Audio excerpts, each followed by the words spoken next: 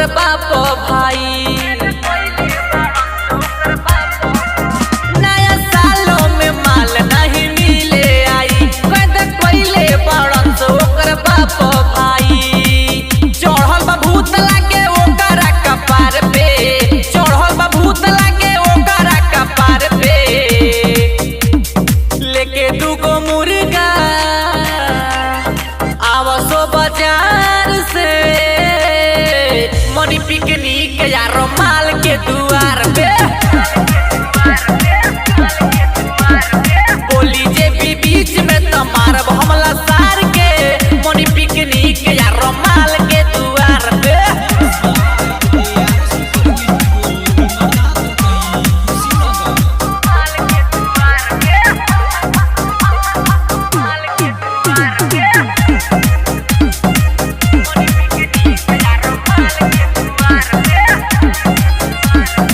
लागता की बात नहीं बनी रे गाधी गिरी से,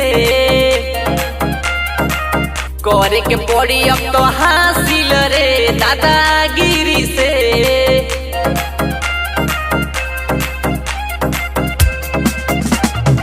लागता की बात नहीं बनी रे गाधी गिरी से,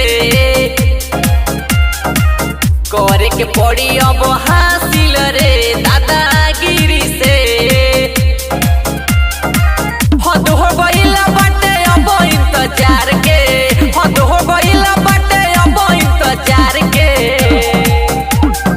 करे विश्वास नहीं हमारा वो प्यार पे, मनी पिकनिक यारो माल के दुआर पे। बोली जे भी बीच में तो मारब हमला सार के, मनी पिकनिक यारो माल के दुआर पे।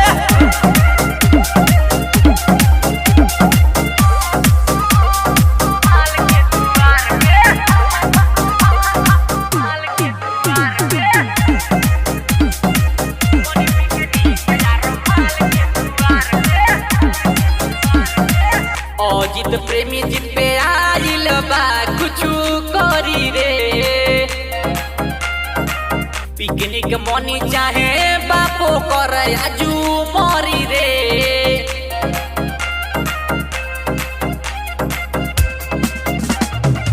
अजित प्रेमी जीत पे आइल बा कुछु करी रे,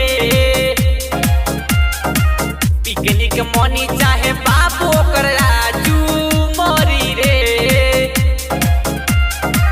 जाके बोला ले रोहित आंसू गीतकार के, जाके बोला ले रोहित आंसू गीतकार के। प्यारों में पावर बड़ी देखाब संसार के, मनी पिकनिक यारो माल के दुआर पे। बोली जे भी बीच में तो मारब हमला सार के, मनी पिकनिक यारो माल के दुआर पे। कुशीनगर।